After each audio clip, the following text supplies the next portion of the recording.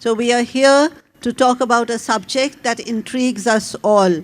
And the speaker has just been introduced to you. He has a very illustrious career as a translator, as an academician, and I've been hearing his name for a long, long time now. It's a pleasure to meet you, Arunav, finally. So we are talking about the Taliban and I. And oh my God, what kind of connotations, what kind of ideas come to your mind? At least when I heard the title, what came to my mind was, the mountainscape of Afghanistan, those rugged mountains, so austere, so frightening, and then some gun-toting, mysterious guys who send a shiver down your spine and you want to run and hide from them. And then the Taliban and I is probably the person who is in hiding, a little white rabbit in the midst of that surrounding. So honestly, Arunav, when I saw the title, when I heard of the book, all these ideas came to my mind, and I was really wondering what it's all about. But here we are, the Taliban and I, and it's a book that Arunav has translated, written by Sushmita Bandyopadhyay. The frightening aspect of the whole story is that it is a true story. And what is it about? I can feel my flesh tingling even when I talk to you about it. Arunav, I am going to ask you to give a brief outline of what the book is about. Arunav. All right. Thank you. It's a pleasure to be here and lovely to be talking to you. So the Taliban and I is an English translation of a book that Sushmita Bandyopadhyay wrote. She was actually killed by the Taliban later on in 2006, I think. She was a person in Calcutta. She was like many others who lived in Calcutta, living their own lives, doing their own thing. Then she happened to fall in love with one of the itinerant Afghan salesmen who often visit various parts of India. They go back a long way. Rabindranath Tagore immortalized them through his short story Kabuliwala, and they were still actually known as Kabuliwalas by a continuation of that tradition. She met and fell in love with this man, and she went back with him to Afghanistan to live there. Which is where his family was, and to live with his family. Of course, you can imagine the kind of gulf that she had to cross, moving from a middle-class family in urban Calcutta to virtually a village in the rugged interiors of Afghanistan with very different social and familial systems and so on. But soon after she went there, Afghanistan was overrun by the Taliban. After the Soviets, Russia had invaded Afghanistan and occupied it for a long time. After they withdrew, the Taliban came over. And the Taliban, as you know, they're back in Afghanistan right now, and very little has changed. They continue to profess an extremely regressive set of rules and behavioral laws for people. They're particularly harsh on women. They believe that women should not have access to education, equal rights, to anything at all other than just being at the beck and call of men and performing certain functions such as childbearing. It's truly horrifying, the kind of system that is still in place right now. So she encountered this head on. And what was worse for her was that her husband left. He went back to Calcutta to continue with his business. So there she was amidst these alien people. And pretty soon they decided that she shouldn't really be there, that it's best if she were killed. She saw the plight of women over there, and she tried to help them by offering medical services. She actually set up a kind of she was not a qualified doctor, but she set up a dispensary to try and give some modern medicines to women, especially before childbirth or all kinds of other illnesses that were never treated under the Taliban. So this made her an enemy of the state, as it were. And they hounded her, they persecuted her. 2 times she tried to escape then to Pakistan across the border. Both times she was caught and brought back. And finally she was sentenced to death. And it was literally with the intervention of a member of the family of her husband that she managed to get a reprieve, and the Taliban said, fine, we will not kill you, but you have to leave the country at once. And she left and managed to come back to Calcutta. So this book really talks about all that happened leading up to her return to Calcutta. It's partly about what happened in Afghanistan and with the Taliban, and it's, I mean, your wildest imagination cannot create the kind of world that she creates in reality. And she also shows us that what women face is not limited to, let's say, in Afghanistan and the Taliban. In a different kind of way, she was facing the same thing back in Calcutta as well. Its contours were different. No one was threatening to kill her. But the kind of patriarchal oppression that women continue to face today was very much a reality of her life both times. Most amazingly, after the Taliban then withdrew later on, she decided to go back because she wanted to bring back a local girl she'd adopted as her daughter. And when she did that, there were still, Taliban elements were still there, and they shot her dead. And that is her story. And this is the book that tells you, in her own words and through her own perspective, all that happened. It's truly unbelievable, but it's real. That's what's terrifying. Arunava, I think this is really spine-chilling. And we have some young people in the audience. I want to pick on 2 points that you mentioned just now, that even today, people from Afghan who come to trade in Calcutta, they are romanticized and referred to as Kabuliwala. And we all know about the story and the film Kabuliwala Aya and so on. So I would say that the first thing you must do is not romanticize all these people who come to trade and they take away our young girls, right? So don't romanticize. The second thing I would like to tell you is don't fall in love. Don't fall in love because you never know where it's taking you, whether it's taking you to the Taliban, straight into the hands of the Taliban or somewhere else. We've heard so many horror stories. But tell me a little more about the author, Sushmita Bandyopadhyay, who was she? Because evidently she seems to have a literary flair, she seems to be a writer, she seems to be educated, and she has some imagination, she has the gift of writing. Tell me a little bit about her, please. Well, all that we know about her is what you can piece together from her writings, although she did give some interviews after her books, she's written another one as well, were published. She was actually basically a woman just like many others, like thousands or hundreds of thousands of others. She was brought up in a small town outside of Calcutta. Then she moved to Calcutta later on in life. She went to college. She made friends. She fell in love. She was betrayed. She made a lot of friends all over again. And then at a friend's place, she met this incredibly handsome, very presumably laconic, very, very attractive, presumably, and very appealing guy.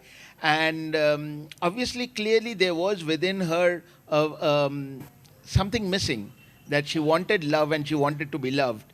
And she found it, and it was reciprocated by the man she met, or so she thought. She had no idea what she was letting herself in for. But the thing about her was that while many others would have thought twice or three times before taking this step, she didn't. Now, you can either interpret that as very brave and courageous, or you can interpret that as a little bit foolhardy. I don't know where it stood with her. But what is clear is that she was full of courage and determination. There's no doubt about that.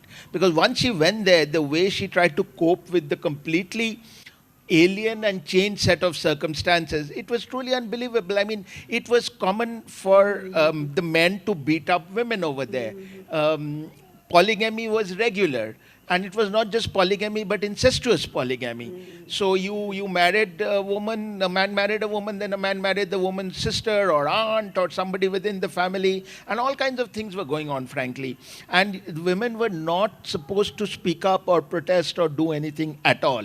But she stood up for their rights. She stood up for herself and for Afghan women around her who were very frightened that here was somebody who's come from another country who's speaking up for us. What's going to happen? It can't lead to anything good. And then all this is happening against the backdrop of war, because the Taliban is also waging a violent war at the same time, deposing the government that was there and trying to take over the administration. So there are mortars flying. Their houses are being attacked. It boggles the imagination to think that someone's actually choosing to live this way. So most extraordinary woman, beyond a doubt. You mentioned about her being foolhardy. I would say that, there is a certain age, there's a certain stage when when young girls have this romantic notion of what life is going to be like. They feel that life is going to be all fun and games and everything is going to be hunky-dory. And then at the same time, you have that spirit of adventure. You want to try and cross borderlines, you want to try all sorts of things like bungee jumping, paragliding or whatever. And that sense of adventure takes you places. And then that spirit of rebellion, that, okay, I'm not supposed to have any relationship with somebody outside the community or religion. I'll show that I can do that and I can reform him. Am I right? The reform him, the idea is that, okay, I'll change that person. And then this girl goes to Afghanistan and she says she wants to change the society. She actually thinks she wants to change the society. And you and I, we are distanced from that scene. And we have heard a lot of horror stories. We have seen films like the Kerala story and so on. And our first impression is all that is kind of cock and bull rubbish. But no, she actually went through it. And at one point she says, I want to be like Rani Jhansi, I want to be like Lakshmi Bai. But what happened to Lakshmi Bai? You cannot fight a whole army. You cannot fight the ocean. You can't walk into the ocean thinking that you're going to tame the ocean. And that is what she was doing. Tell me, if I'm wrong, that is what she was doing. I mean, their women are treated like dispensable commodity. They can be liquidated at any time. They can be beaten up, of course. That's very minor. They can be kicked and punched and abused and no medical treatment. They don't deserve any medical treatment because they are garbage and you can throw them out. This is really what happened, and she wanted to change that. So, particularly the young people out here, well, I think we are very lucky to be in India, because even though we crib about our system, so many things we don't like, we crib about them, still, I think we are far better off, and let us value our own people, our own young and handsome men, and not run after all those Kabuliwalas who entice us for a short while, and then we have to suffer. What do you have to say about that? Well, I think it's time that men stop talking about what women should do. Far too often men have opinions on something that they really know very little about. And that itself comes from this inherent patriarchal notion of possessing. Men possess women, men own women, therefore we will tell you what you should do. No, I think for a long time men should just stop and listen. They should listen to women's stories, and they should watch as women go out and live their lives the way they should. I also wish I could be as optimistic as you about men in India. But there are many, many parts of the country, maybe outside of our urban preserves, where very much the same writ runs. You hear of khap panchayats, you hear all the time of a peculiar word called honor killing, which is just the opposite of what it is. I mean, what honor can there be in killing? How can you protect anyone's honor by killing them? It's unbelievable. Or protect your own honor for that matter. Yet that's what's happening. So it's not as though women are not killed in India for what is considered to be unacceptable behavior by their families or by their community or by their society. It's very much here and now. The question we have to ask ourselves, I think, is to look around us and see, are these just dormant feelings which can come out at any point if the right match is lit, or have we genuinely left them behind us? True progress comes from when we've really left them behind us, right? The world over we see, we used to think of the West as being very enlightened. Now we see what the thinking in the West is, and really fundamentally human nature seems so alike no matter what the political or social situation is. And really I think the world would be a better place if men were completely, for one or two generations, stripped of power, stripped of the ability to take decisions. You said it, Absolutely, Arunava. absolutely. Yeah. I think to make a better world, women need to take charge. Absolutely. It really has to happen. Because what you said is that in India also we have patriarchal oppression, but you can't really compare the two, because what we see, what we hear of in Afghanistan and in those countries of the Middle East, it is really bad. And at least in India, the cases are reported. The cases are reported, and then there are some bodies like National Commission for Women and other women's bodies who make a hue and cry about it. But there, if a woman is killed and buried somewhere, it does not even make news. It does not even, nobody bats an eyelid. So there's a lot of difference. And right, we have a long way to go, but we will get there. I would also like you to understand what a point that Arunava said, that this girl, she went to Afghanistan and her husband came back, and she kept making excuses that, okay, he's gone back, but he'll come because he loves me and I love him, right? And then later on, when she comes to Calcutta, and again there is a problem, she keeps making excuses for this young man, Janbaz. And when he has to leave, there again, the end of the book, she is crying and he is crying, and she's still making excuses for him that, oh yes, he loves me. Now, come on. Stop making excuses for the people you love, because ultimately you might get shot the way she got shot. And she went back. She went back again to get that daughter that she had adopted, thinking she would bring her back from the lion's den. Now, if you go back to the lion's den, you can be sure that the lion will sooner or later pounce on you and make a meal of you. And that is exactly what happened. So for the sake of our idealism, let us not forget that there's a real world out there. There are wolves out there. There are people out there who cannot be trusted. Now, tell me, when you were translating this, did you face any challenges? Because it was written in Bengali, but when I read it, it seems to be almost flawless.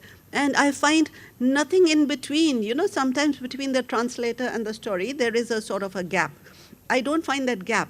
So apparently you had a very easy time translating it, did you? Or did you have any challenges? Well, no, because let me put it this way. The challenge was not in translating the words, but the challenge was in being as angry and upset and disturbed as the author when she was writing this. And that, obviously, not being in her shoes is not something that you can do and anyone else can do. So you have to rely on the text to convey that and try and internalize those feelings in a way that what you've written in English also come out sounding angry and upset and troubled and so on. So that, I think, was the real But how, challenge. in the first place, how did you chance upon this book? Well, she's a person whom I've known about for quite a long time, and I've been keen on working on something of hers. So eventually it took a lot of time to get a publisher here interested, to get the Bengali publisher to give the rights and so on. So first, her book was published in Bengali? Yes. In which year? I'm not sure of the Because year. if she died in 2013, it must have been some time after that. Yeah, it was just before that, in the Right. early part of the 21st century, I think. So you came across the book and the reviews and you felt you would Yes, like to do yes. it. You left out a few things. You said that this is abridged Yeah, from it's the longer slightly, version. it's slightly What condensed. did you leave out? It's slightly condensed. There are some parts I've left out where she's gone into her own, let's say, analysis of religions. And I felt that perhaps while it was understandable from an emotional perspective, given the fraught environment in which we live, unless you have a truly informed insight into something, it's best to perhaps not let it encroach on the main story. Because the whole idea is that on the one hand, the background and the religious and social backgrounds are intrinsic to the situation in Afghanistan. You wouldn't have them without the kind of structure that I'm talking about. But on the other hand, to step away from there and start talking of the religion and the social structures outside of context would make for a slightly confusing thing. So I thought keep the focus on her travails. Did you ever wonder what happened to Janbaz?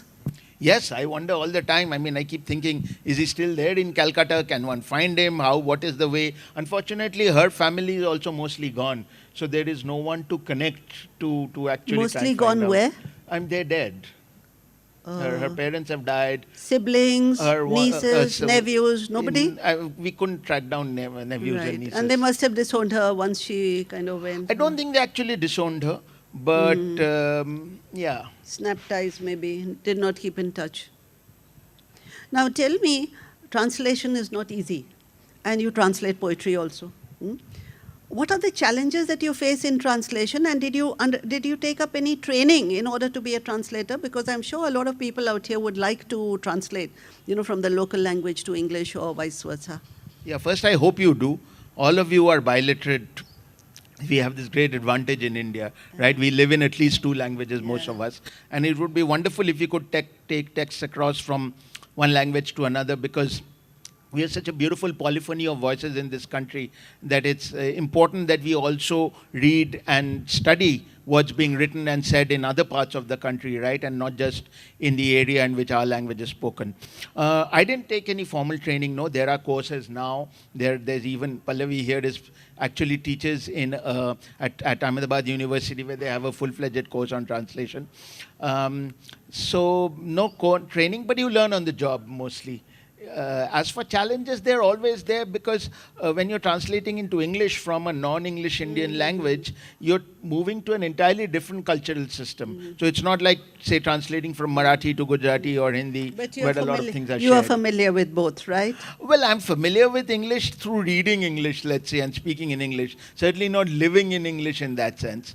So you do what you can, but the toughest thing is really to take cultural constructs across from one language to another when they don't exist in the language into which you're translating, because there's a different system of thought over there. So that becomes the greatest challenge. At Ashoka, do you teach translation, or what Yes, exactly I you do. I teach in the creative writing department, and I teach a couple of courses on translation. Right. And we also have our Ashoka Center for Translation, where we take up projects for translating texts between languages. And how do you choose your texts?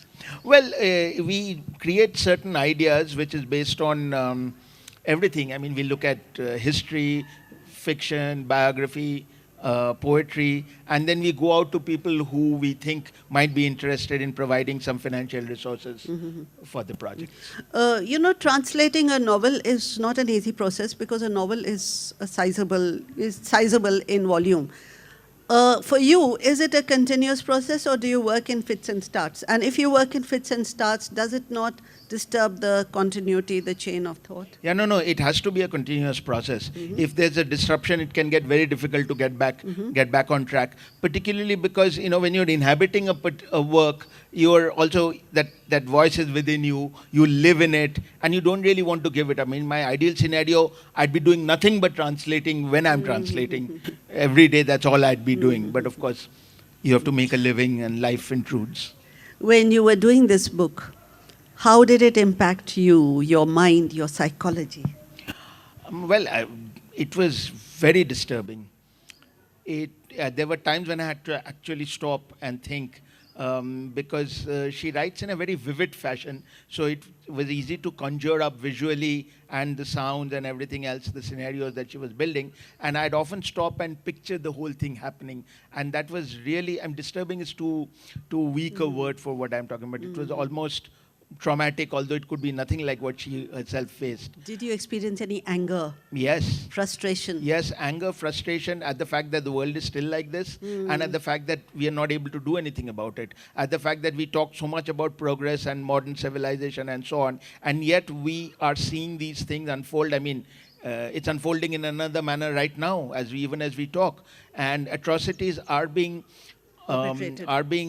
perpetrated by one set of people with greater power on another set who have less power, and no one can actually stop them. I mean, if you look at this, the way the Russia war began in Ukraine, and there were all this talk from the West, but they haven't been able to stop them. Right. And right now, of course, what's going on in West Asia, there's actually active support for what's happening. So what's very clear is that we are so powerless. Many of us are so powerless, and we see injustice and atrocities unfold around us, and turns out we can actually do nothing. At most, people are virtue signaling, saying that I'm against it. That's what social media is for, and people are saying, if you don't speak up, then you are for it. End of the day, makes no difference whether you're for it or against it. You're not able to stop it. We are quite helpless that way.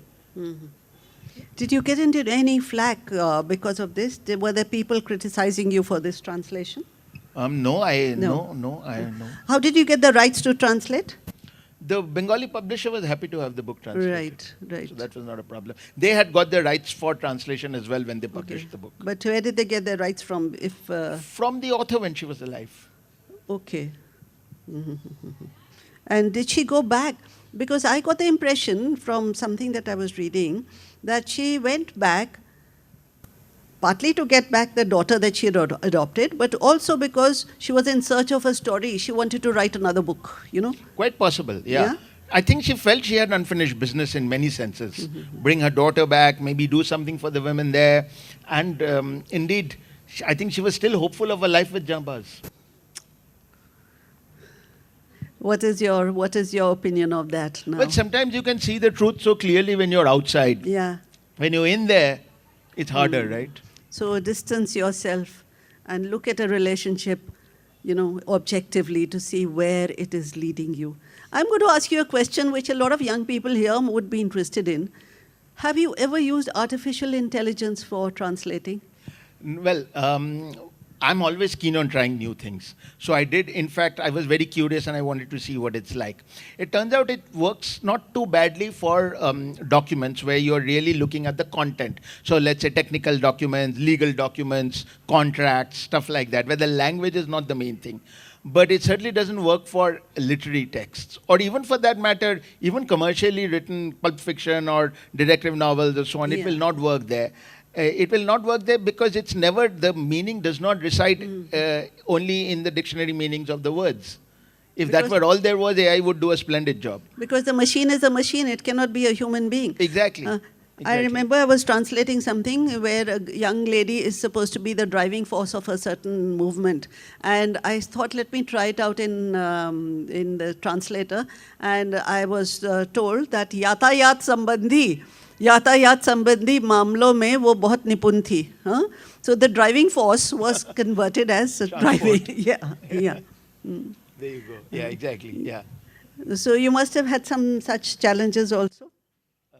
Meaning? Using artificial intelligence. No, so from the Ashoka Center, we were actually being urged, and I was quite keen. I wanted to see if, let's say, AI could take a translation to, say, some 65-70% level, then maybe humans could come in after that and take it to 100%. But it turned out that, to redo what AI had done, you might as well do it from scratch yourself, because it just But you need vocabulary, huh? And apparently you have both. You have an excellent vocabulary in English and also in Bengali. Huh? Well, I think anyone who reads automatically has a vocabulary. If you want to be a translator, you just have to be a very intense reader. I mean, that's how we learn the language, right? By reading. So I was wondering, what are you working on now, and how do you pick your subject? That this is what I want to translate. So it comes in various ways. I started out by translating some of the books in the Bengali canon, as it were.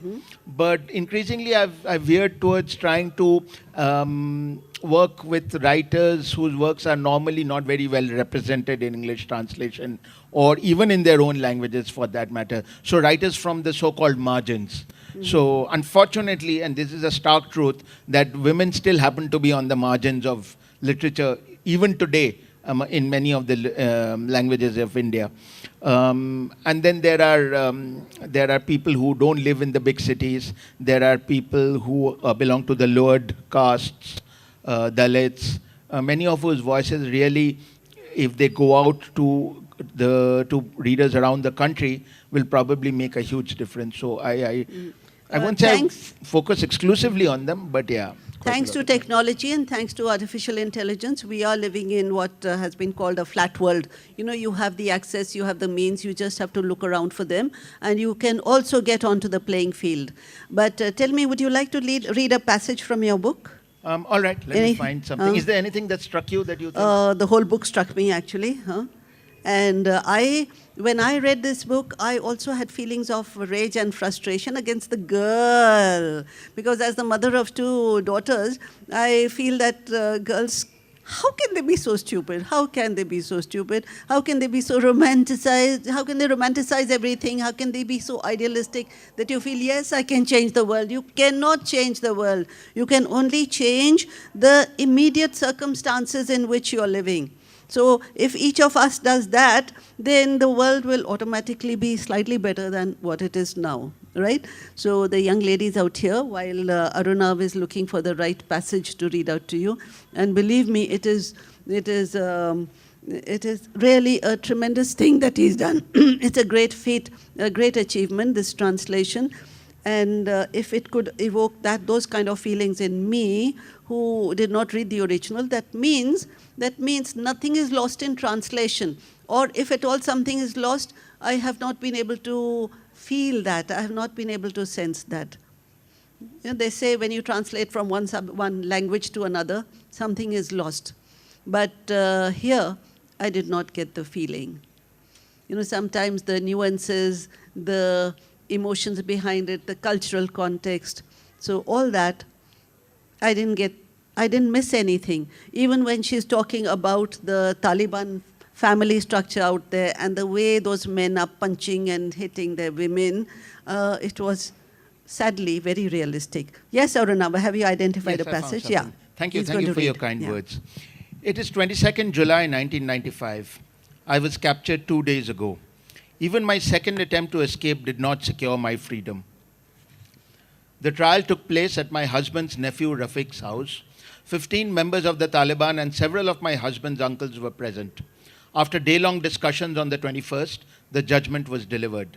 I was to be shot dead. Janbaz's uncles made many requests. They pleaded with the Taliban to wait until Janbaz returned. The Taliban did not entertain them. They said, "We cannot allow our nation to come to harm because of a kafir. This will bring our women a bad name. The whole world will point its finger at us accusingly. They will say we have insulted Islam and we have insulted the Quran, which clearly says that when a woman is wayward, try at first to restrain her, but if she refuses to be disciplined, kill her. Else it will be a sin. And those who accept this waywardness are sinners and will go to hell. Therefore she must die, or we will be guilty of flouting the holy tenets of Islam." I must point out here that this is a completely twisted reading of Islam and the Quran to suit the Taliban's own needs. So it has been decided that I will be shot at 12 seconds past 45 minutes past 11 on the morning of 22nd July. Apparently it is an ideal time for the execution of a death penalty. Last night preparations were made for my last meal. Rafiq's wife and daughters-in-law were crying for me. The Taliban and my in-laws were downstairs in the guest room. Janai Chacha, Mamai Chacha, Abdullah, Bismillah, they were all present. After dinner, Siddiqui told me that no one in the family ate properly. It's nearly 2 in the morning. A moonbeam falls on the wall clock. Its hands seem to be radium lit. Rafiq's wife is lying next to me, fast asleep. I'm awake. I think of Janbaz. He will never see me again. Perhaps he will marry again after some time has passed. Will he remember me when he is with his new wife? Won't he blame himself for my death? Will he be able to lead a normal life after this? Why did he abandon me? I cannot fathom the reason. He married me, brought me here, and then went away. Why? So, this is a bittersweet moment because she escaped and she wrote this book, but eventually she was killed. She isn't with us anymore. The silence that greets this is so evocative, isn't it? One or two words that he used, you can look at them again. For instance, the kafir. Who is a kafir? And you see, all these stories should make you think. They should make you think, and you should intellectualize them and figure out where we as human beings are going wrong. So she was visualized, she was viewed as a kafir. The question is, kafir according to whom and by what standards? All writing, all rules, all holy books can be manipulated depending on what our agenda is. And is that what is happening? And then if we allow a woman to survive even though she's trying to run away, if she's trying to run away, she's bad character, okay? And if we allow her to live after that, it will bring our women a bad name, so she should be shot, right? Now, women will get a bad name. What happens to the men? They never get a bad name. Whether they shoot a woman, or whether they ill-treat her, or whether they have so many women and who are not looked after properly, who are allowed to die, who are treated like garbage or worse. So nothing happens to them. Look at the double standards. So you as young readers need to look at a text, look at a story from different perspectives. Don't just swallow it just like that. Don't just romanticize a story. Think about it and intellectualize it, and see what you can do, how you can contribute towards redeeming the terrible situation that you come across. Now, would you like to add something, Aruna? No, what you said is perfect. Absolutely right. I would like some of you here to get into the conversation, ask questions, come up with your observations, because this is a story that you all can relate to. So, over to you. Yes, this young lady here. This young lady here, and then you, ma'am, in the second row. Yes, what's your name? Hello. Hello, my name is Tanashka, and to answer your question, the book was originally published in the year 2000, and also I had a question for both of you, if you could answer. So we've heard that nowadays with this generation and also the past generations, especially the remote villages in India, all over India, other countries, especially bigger countries like China and of course Afghanistan having Taliban, we've had certain things like beauty standards, and it is first of all it's old traditions plus us as the newer generation having to fit in the beauty standards so we look perfect, and it's what I don't want. And is there any say that you have so that we get a little like a little saying in our brain that we should also feel perfect like just the way we are and not get into these beauty standards? Would you like to take that? See, we are talking about beauty standards, aesthetics. We are talking about women looking beautiful, but beautiful according to whom and for what purpose, right? Now, when we look at this community that is very strict with their women, they want their women to be in hiding. Why? Because, quote unquote, they say women are very precious, so we like to preserve them and we like to hide them from the eyes of the world. Now, you want to do that, but you want that woman to be just for you as your personal property. So you are actually treating the woman like your property. And women are conditioned in such a way that they have to beautify themselves for the men folk, who are supposed to be their masters. Traditionally, that's how it has been. Now, it is entirely up to you as a thinking young lady. It is entirely up to you to see what course you want to adopt and how you want to present yourself. And then what is beauty? Beauty lies in the eyes of the beholder, right? So who is the beholder? I'm sure even if you aren't, even if you don't have the regular shringar, so to speak, your parents still find you beautiful. A mother, a father, and whoever loves you will still find you beautiful, whether you are young or old, or whether you've got a few teeth missing, or whether you are gray-haired, or... So how does it matter? The thing is that you should feel good about how you present yourself. Does that answer your question? I've gone about it in a roundabout way, but do you understand, huh? Yeah? So, yes, ma'am, you had something to say. May we know your name, please? I'm Mangala Deshmukh. I'm the oldest person over here, I'm sure. Okay? But this is a lighter comment in the sense that in my childhood, in the 1950s. If you could speak in the mic. My childhood in the 1950s, a Kabuliwala used to come to our house. My grandmother used to make tea for him, and he would sit there and he would sell dry fruits. So we always used to buy dry fruits from this Kabuliwala. And we felt very sad that he used to be missing his children. Yes. And like I was at the age that his children would have been. And in those days, there's a very popular song by Kishore Kumar. Mera naam Abdul Rahman, piste wala main hu pathan, khane wale ka dil hota gulgul, vare vare wah wah. Very popular song that Kishore, I don't know if, unlikely that you people have even heard this song. But we kind of felt he was such a good man. He was leaving his children behind, his family behind, and walking. You see, he was also a 6'5" Pathan who used to walk. And this was in Bombay. So obviously he had walked from Kabul to Bombay. You see? And then the second comment I have is about her question on beauty. If you try to be beautiful from inside, that beauty will show. on the outside. Perfect, perfect. See? Thank you, ma'am. Thank you. Thank you. And I am about as old as you, and I remember Kabuliwala, and what you narrate is very much, seems to be out of the story by Rabindranath Tagore. Towards the end, when he sees Minnie dressed up like a bride, he's thinking of his own daughter, that she would also be of a marriageable age, and there would be, she would have dreams of her own, she has to live a life of her own.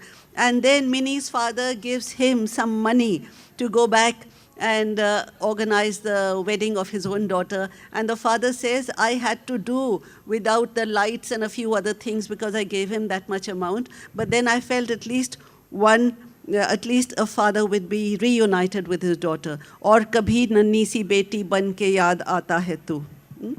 Yeah, so thank you so much for your comment. Anybody else from here? Yes. Thank you very much for this great discussion. Arunava, I wanted to ask you two questions. One is that when teaching translation and writing, how much do each of these Speak into the mic, please. How much do each of these performative elements of translation and writing actually speak with each other? How much focus should one, as a translator, pay to creative writing as well, and vice versa? Because I actually teach both, so that's something that I'm always trying to figure out myself. The other thing is, when you are translating something which makes you angry, like presumably the contents of this book do, how do you deal with the emotions that ostensibly come up for you? Or do you need some time to calm yourself down and then you proceed with that translation? Thank you. Thank you. Yes. So translation is very much about writing. So it is very important that the part of you that is a writer is in play when you're translating. The only thing that you're not doing perhaps is thinking it up from your head. You've already got a text that you have to take in another language. But you have to bring all the tools and techniques and inspiration and magic of writing to translation as well. Because otherwise it's not going to be well written. It's as simple as that. And if it's not well written, it's not going to be a good book to read. So the two are very much, they talk to each other. In fact, for many people who want to write books of their own, translation is a great practice because it allows you to perfect your craft without worrying about the content. You already have the material there. So write in your own language, and that it's like singing, right? Someone has already composed a song, you don't have to compose it. So you can improve your rendition. As for the other thing, I think it's important to stay angry if the book makes you angry, and to write from that place of anger or any other feeling for that matter, not calm down too much. Even if it is a little incoherent in the first draft as a result of it, you can always make it more coherent when you're revising. But don't lose that original contact with your primal feeling.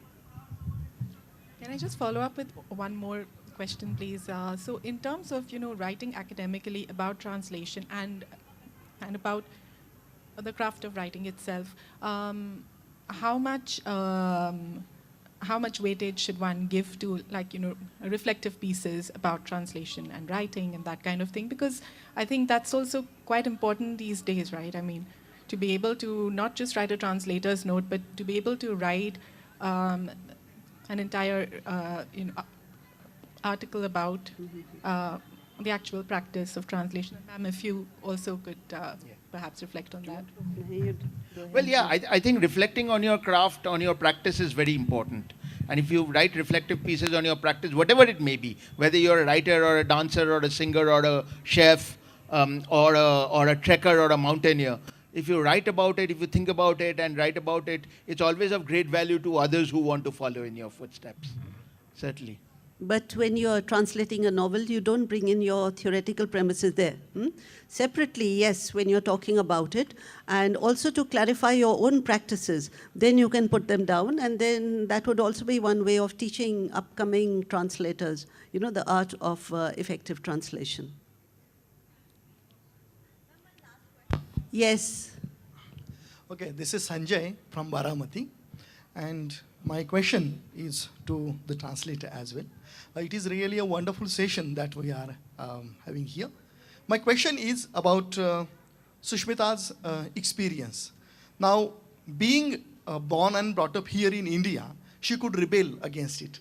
But what could be the reaction of those women who are in Taliban regime?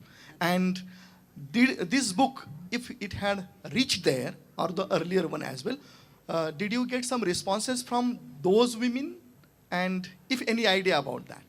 This is my question. Thank you. Well, we don't know specifically, but we have seen, fortunately, in all countries where women are oppressed, that the women also fight back. Whether it is Afghanistan, whether it is Iran, for example. This year's Nobel Prize winner for peace is still in jail, but it hasn't stopped her from fighting back. She stood up for her cause. And people fight back in different ways, through protests, through demonstrations, through their art, through their literature. And she talks about the other women and their plight, and many of whom are trying to, they say, Saib Kamal, don't, they called her Saib Kamal. Saib Kamal, don't do this, come down, your life will be in danger. So surely a lot of it percolated down to them, and who knows, maybe there are more Saib Kamals there among the women over there. And perhaps more equally importantly, hopefully there are some Saib Kamals among the men as well. Even maybe the men's eyes have been opened to the atrocities that they are inflicting on women. I doubt it. I really have my doubts. Yeah, well, we hope. We find that a lot of Iranian writers, they have taken refuge in America. They have run away from their own country, and then from the Western world, then they write their stories, and their stories come out to us. We read about them, and again, we can just be thankful that we are not living in those countries, that we are living in a country like India, where we have the right to protest when something goes wrong. Any other questions or anything else that you would like to add? Khalid Hosseini. Yes, Khalid Hosseini. We are familiar with his books and eye-openers, yes. Would you like to add something before we wind up? Thank you very much, and thank you, everybody. Will you sign?